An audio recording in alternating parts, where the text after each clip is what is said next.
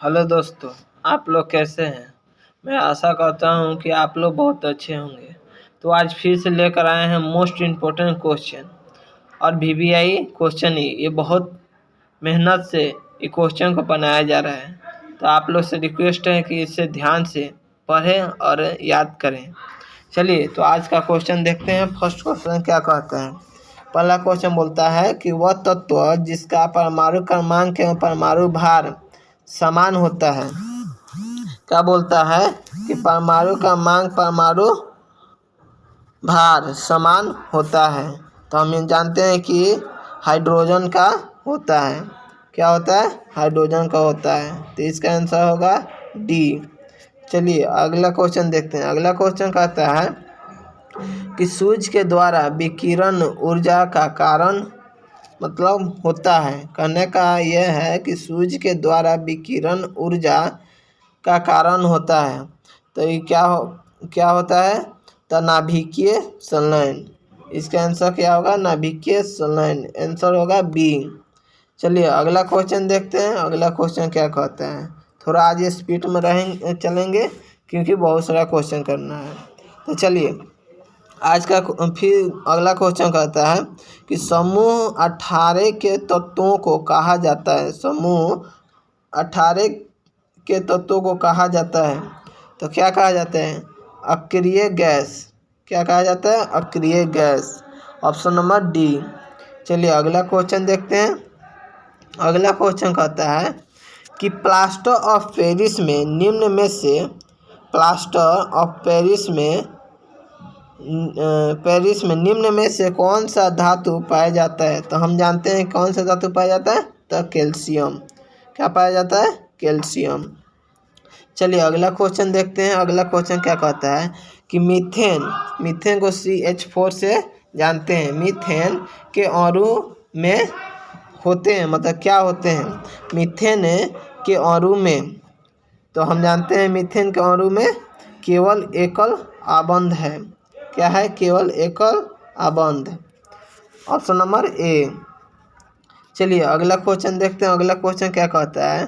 अगला क्वेश्चन कहता है कि निम्नलिखित में से सत्य कथन है। निम्नलिखित में से सत्य कथन है।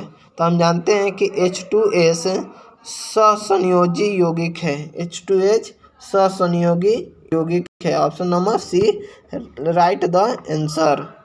चलिए अगला क्वेश्चन देखते हैं। अगला क्वेश्चन क्या कहता है कि निम्न में से कौन सा रासायनिक परिवर्तन का उदाहरण है। तो हम जानते हैं कि रासायनिक परिवर्तन वो उसको बोला जाता है जो एक बार चेंज हो जाए तो फिर दोबारा अपना ओरिजिनल पार्ट या पोजीशन में ना आए, तो हम उसे रासायनिक परिवर्तन कहते हैं। तो हम जानते हैं लकड़ी का एक बार जला देने से फिर उसको दोबारा लकड़ी नहीं बनाया जा सकता है। तो इसका आंसर होगा सी। इसका आंसर होगा सी, लकड़ी का जलाना। चलिए अगला क्वेश्चन देखते हैं। अगला क्वेश्चन क्या बोलता है। अगला क्वेश्चन बोलता है कि गन मेटल किसका मिश्र धातु है। गन मेटल किसका मिश्र धातु है। तो CuSN तथा Zn का। Option number B. Option number B right the answer. चलिए अगला देखते हैं। अगला क्वेश्चन क्या कहते हैं कि रेडियोधर्मिता की खोज किसने की। रेडियोधर्मिता की खोज किसने की। तो हम जानते हैं रेडियोधर्मिता की खोज हेनरी बेकुलर ने किया था। हेनरी बेकुलर ने। Option number A right the answer. चलिए अगला क्वेश्चन देखते हैं। अगला क्वेश्चन कहता है कि एक ग्रुप के तत्वों का सामान्य गुण है। अगला क्वेश्चन कहता है कि एक ग्रुप का तत्वों का सामान्य गुण है तो कौन सा है। तो हम जानते हैं कि संयोजक इलेक्ट्रॉनों की संख्या। संयोजक इलेक्ट्रॉनों की संख्या। चलिए अगला क्वेश्चन देखते हैं।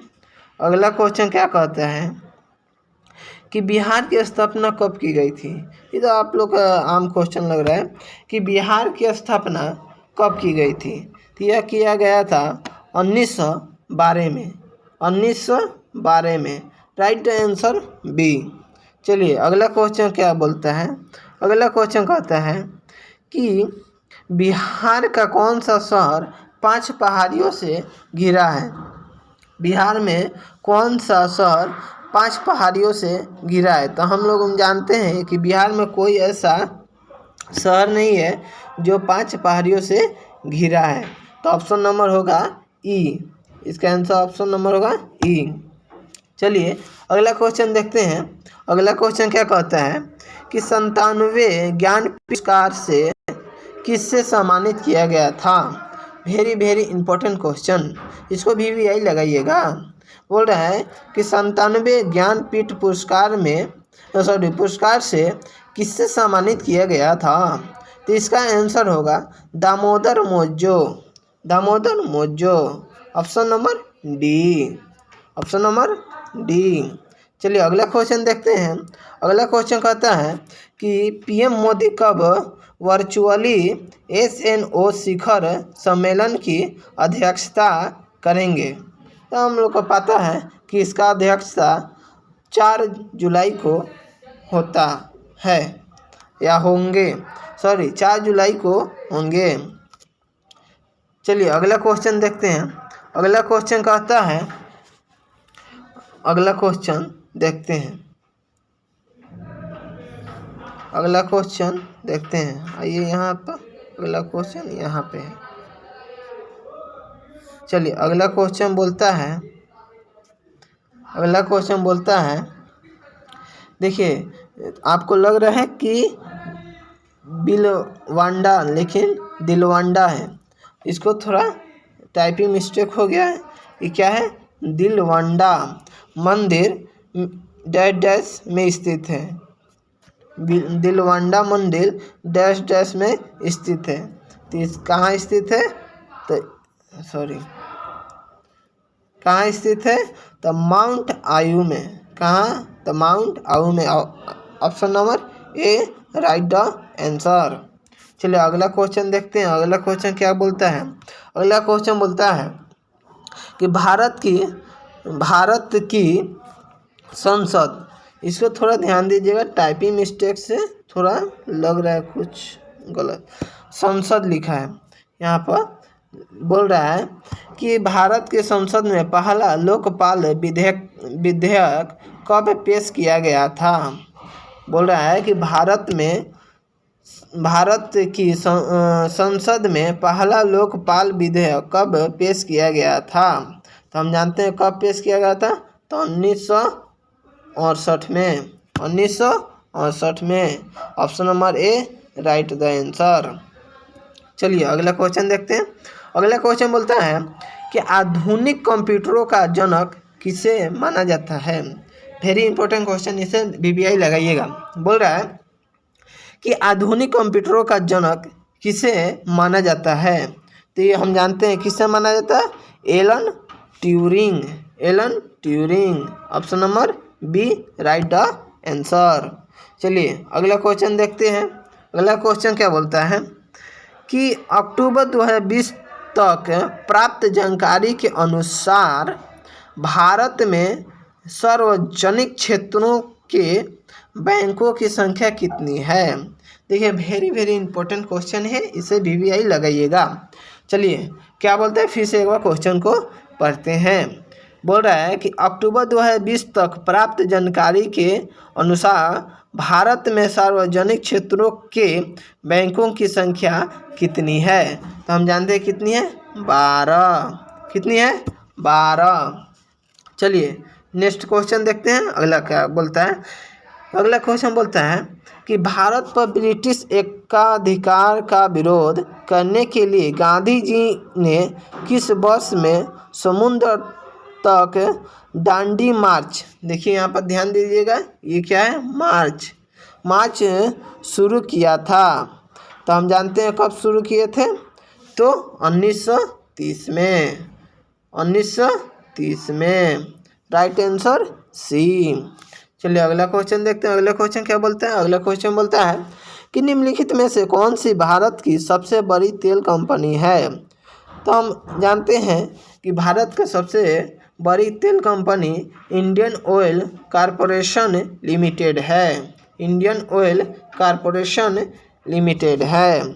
Option number B right the answer. चलिए अगला क्वेश्चन देखते हैं। अगला क्वेश्चन बोलता है कि भारत में प्रथम परमाणु बम का परीक्षण किस वर्ष किया गया था। भारत में प्रथम परमाणु बम का परीक्षण किस वर्ष किया गया था। तो हम जानते हैं कि 1974 में किया गया था। Right the answer A. चलिए अगला क्वेश्चन देखते हैं। अगला क्वेश्चन बोलता है कि भारत में राष्ट्रीय आय की गणना किसके द्वारा की जाती है। भारत में राष्ट्रीय आय की गणना किसके द्वारा की जाती है। तो ये की जाती है केंद्रीय सांख्यिकी संगठन। केंद्रीय सांख्यिकी संगठन। Option number C. चलिए अगला क्वेश्चन देखते हैं। अगला क्वेश्चन बोलता है कि जलियांवाला बाग नरसंहार डस को हुआ था। जलियांवाला बाग नरसंहार को हुआ था। तो हम जानते हैं कि 13 अप्रैल 1919 में हुआ था। 13 अप्रैल 1919 में हुआ था। चलिए अगला क्वेश्चन देखते हैं। अगला क्वेश्चन बोलता है कि भारत में खिलाफत आंदोलन के बारे में क्या सही है। भारत में खिलाफत आंदोलन के बारे में क्या सही है। तो टोटल ऑप्शन में से हमको सी राइट द आंसर लग रहा है। यह तुर्की के सुल्तान के समर्थन में एक आंदोलन था। यह तुर्की के सुल्तान के समर्थन में एक आंदोलन था। चलिए अगला क्वेश्चन देखते हैं। अगला क्वेश्चन क्या बोलता है कि भारत में महाभियोग की प्रक्रिया द्वारा डैश को उनके पद से नहीं हटाया जा सकता है। तो हम जानते हैं कि यह प्रधानमंत्री कर सकते हैं। कौन? तो प्रधानमंत्री के हाथ में रहता है। तो अगला क्वेश्चन देखते हैं। अगला क्वेश्चन क्या बोलता है कि दीप दर्रार कहाँ स्थित है। दीप दर्रार कहाँ स्थित है। तो हम जानते हैं कि यह स्थित अरुणाचल हिमालय में स्थित है। अरुणाचल हिमालय में स्थित है।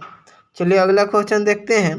अगला क्वेश्चन बोलता है कि भारत का कौन सा शहर डेट्रॉइट ऑफ एशिया और ऑटोमोबाइल कैपिटल के नाम से लोकप्रिय है। तो यह कहाँ है? तो Chennai. Right the answer A. चलिए अगला क्वेश्चन देखते हैं। अगला क्वेश्चन क्या कहता है कि यंग बंगाल आंदोलन किसने शुरू किया था। यंग बंगाल आंदोलन किसने शुरू किया था। ये वेरी मोस्ट इम्पोर्टेंट क्वेश्चन। तो ये बोल रहा कहाँ कौन शुरू किया था। तो हम जानते हैं कि हेनरी बिबियन डिरोजियो ने किया था। Option number C right the answer. चलिए अगला क्वेश्चन देखते हैं। आज का लास्ट क्वेश्चन वेरी इंपॉर्टेंट। चार मीनार निम्नलिखित में से किस शहर में स्थित है। देखिए बहुत कंफ्यूजन करने वाला ये क्वेश्चन है। चार मीनार निम्नलिखित में से किस शहर में स्थित है। तो हम जानते हैं किस शहर में स्थित है। तो Hyderabad. Right the answer D. तो आज हम यहीं पर समाप्त करते हैं। अगर ये वीडियो आप लोग का अच्छा लगा हो तो लाइक एंड शेयर और सब्सक्राइब ज़रूर कीजिएगा। धन्यवाद।